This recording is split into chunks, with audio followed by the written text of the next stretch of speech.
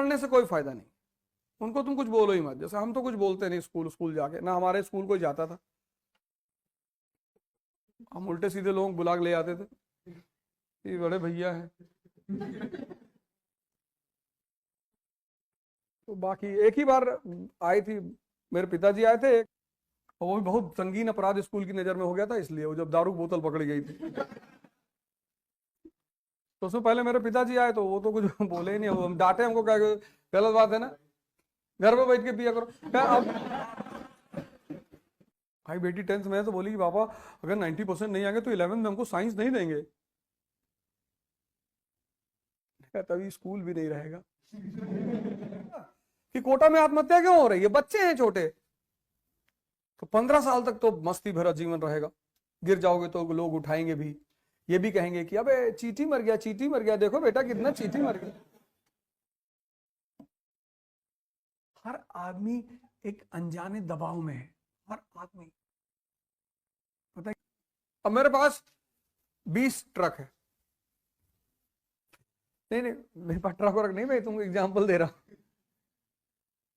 मेरे पास 20 ट्रक है और मैं हर साल सरकार को 5 करोड़ रुपए टैक्स देता हूं, हर साल। 2024 में सरकार ने हमसे कहा कि ओझा जी इस बार 200 करोड़। मैंने कहा गुरुजी ना हो पाएगा। हाँ बोले तो देश निकाला। मैंने कहा दिया। अभी तक गेहूं चावल जाता था, अब अफीम जाएगी, बर्फी, दिया। सरकार ने कहा हाँ ये 200 करोड़ तो दोगे भी, सरकार तुम्हारे 18 ट्रक भी ले लेगी।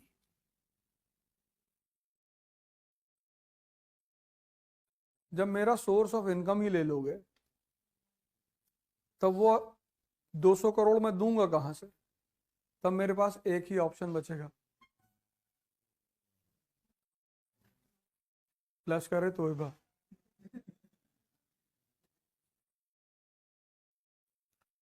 जिंदगी में आत्महत्या मत करना, परिस्थितियां चाहे जितनी विषम क्यों ना आए, नहीं तो अगले 25-30 हजार साल तक जानवर बनकर भेजे जाओगे नीचे, क्योंकि तुम as a human being fail कर गए। मनुष्य बनाया ही तुम्हें इसलिए गया कि जाओ खेलो, जाओ खेलो।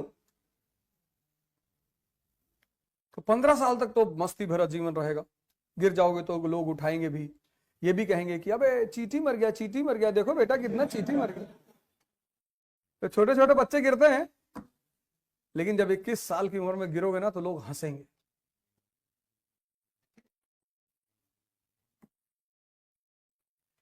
जब 100 साल की उम्र में गिरोगे तो लोग उठाएंगे, कहेंगे चींटी मर गया।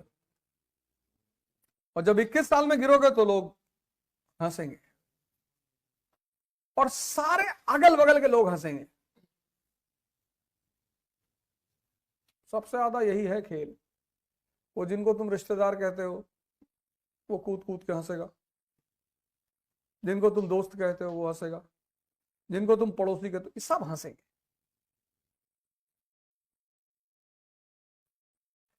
और बस तुमको पता रहेगा कि ये हंस रहे हैं।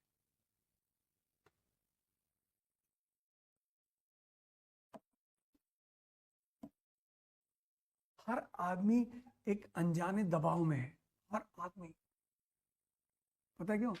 इन 3 चीजों की वजह से, रिश्तेदार, दोस्त और पड़ोसी। किसी की शादी तय होकर टूट जाए तो उसके घर का माहौल देखो। जैसे मान लो किसी की शादी तय हो गई, तो कई बार कई सारे कारणों से शादियां टूट जाती। कभी कभी आपने अपने भी अगल बगल देखा होगा, या हो सकता घर में देखो कुछ कारण बन गया, शादी टूट गई। तो अगर शादी टूटी, मान लो जैसे 5 मार्च को शादी है और 1 तारीख को पता चला कि शादी टूट गई, अरे तो घर में तो मृत्यु से ज्यादा मातम हो जाता, और सबसे ज्यादा लड़की के घर में।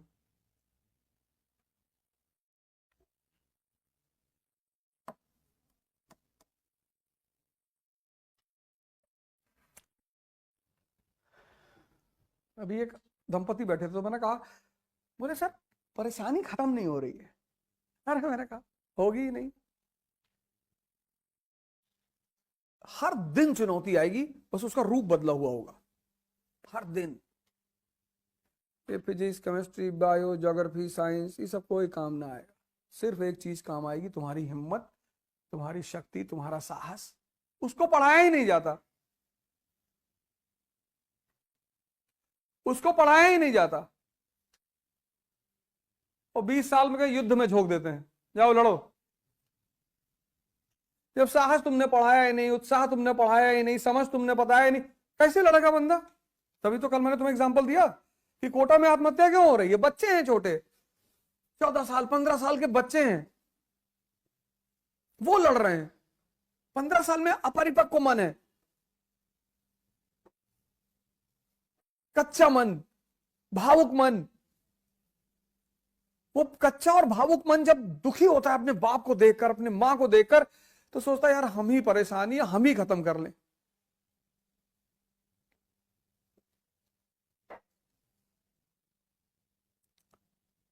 पिछले अक्टूबर में एक घटना घटी लखनऊ में, तो दहल गया एकदम से। मेरे दोस्त होने के परिचित थे वो। उनकी वाइफ ने बेटे को अपने 3 बजे सुबह उठा दिया। 9th में था बेटा, एग्जाम था सुबह। उठ तो गया वो, पर उससे हो नहीं पाया। तो उसने एक लाइन लिखा, मम्मा सॉरी, फांसी लगा दिया। पिछले 2023 अक्टूबर की घटना है लखनऊ की। पता नहीं क्या इस देश के पेरेंट को हनक सवार है परसेंटेज की।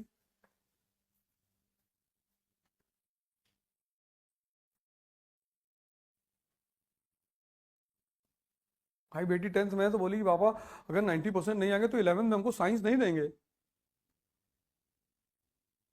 तभी स्कूल भी नहीं रहेगा।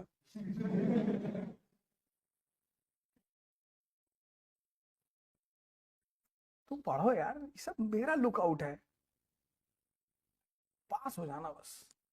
40% उनके चच्चा भी देंगे, काहे नहीं देंगे?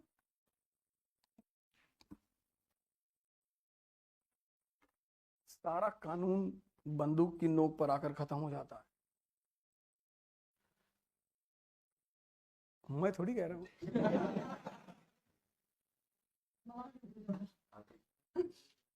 सब मैं थोड़ी कहता हूं, तो चाणक्य कहता। नहीं तो कोई बंदर की पूजा करता। लोग मजाक उड़ाते हैं हनुमान जी का, शक्ति ही तो है जो उनकी पूजा करवा रही है।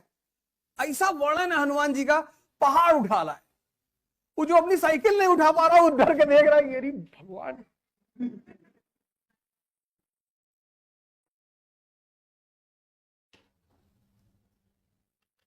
शक्ति है तो है। शक्ति का वर्णन कैसे है?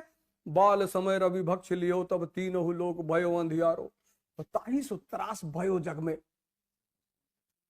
बचपने में सूरज निगल लिया था, हम मोमबत्ती नहीं निगल पा रहे हैं।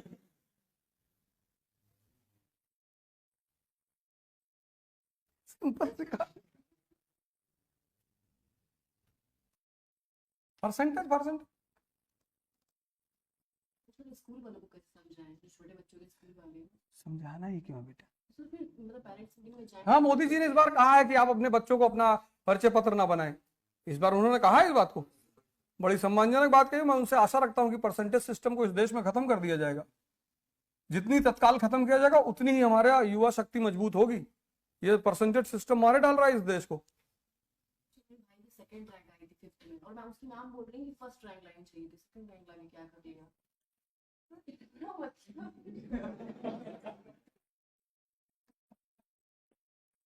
मैंने आपका ही पूरा फॉर्मूला अप्लाई, मैंने कहा मुझसे मैम ऐसे पढ़ने से मतलब बच्चे को समझ में आ रहा है, अंडरस्टैंडिंग लेवल पे वो क्वेश्चन आंसर दे पा रहा है, तो उसको परसेंटेज से क्या मतलब है?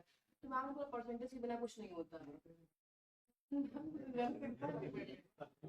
बेटा उनकी गलती नहीं है। एक्चुअली क्या है ना, मैं बताऊं, कल मैं एक साहब के घर गया हुआ था, तो उनकी मम्मी बैठी हुई थी। वो हमसे कहने लगी भैया और खाओ और खाओ और खाओ।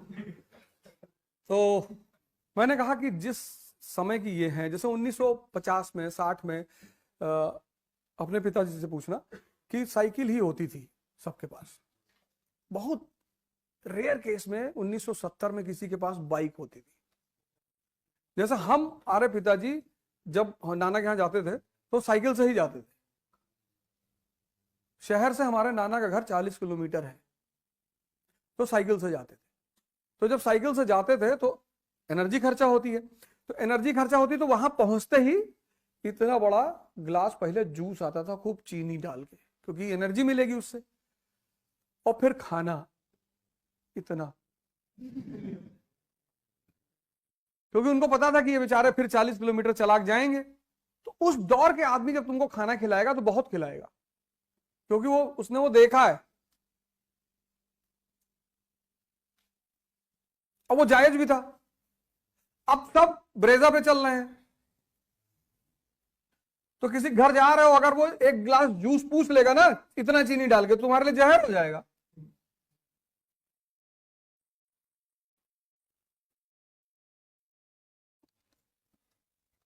तो ये वो मैडम कुछ नहीं कर, वो परंपरा की शिकार है बेटा, इसी को तो परंपरा कहते हैं ना, वो परंपरा की शिकार है। तो उनसे लड़ने से कोई फायदा नहीं, उनको तुम कुछ बोलो ही मत। जैसे हम तो कुछ बोलते नहीं स्कूल जाके, ना हमारे स्कूल कोई जाता था, हम उल्टे सीधे लोग बुला के ले आते थे, ये बड़े भैया हैं। तो बाकी एक ही बार आई थी, मेरे पिताजी आए थे, एक बार मेरी माता जी आई थी, 2 बार, और वो भी बहुत संगीन अपराध स्कूल की नजर में हो गया था, इसलिए वो जब दारू की बोतल पकड़ी गई थी। तो उसमें पहले मेरे पिताजी आए तो वो तो कुछ बोले ही नहीं, हम डांटे, हमको क्या गलत बात है ना, घर पे बैठ के पिया करो। अब नहीं पिएगा। तो फादर प्रिंसिपल बोला कि यार ये कैसा बाप है भैया, तुम्हारा एक सीनियर बैठे, उन्होंने कहा आपने गलत आदमी को बुला लिया, आप इसकी माँ को बुलाइए। बाकी तो खैर कभी जाते होते नहीं। तो हमारे बच्चों के लिए तो कोई परसेंट स्ट्रेस नहीं देना है बच्चों को। जब तक सरकार इस बात को नहीं समझेगी तब तक कोटा में आत्महत्या रुकेगी नहीं। उन सारे बच्चों की आत्महत्या की जिम्मेदारी सरकार की है, क्योंकि सरकार जो है इस परसेंटेज सिस्टम को खत्म नहीं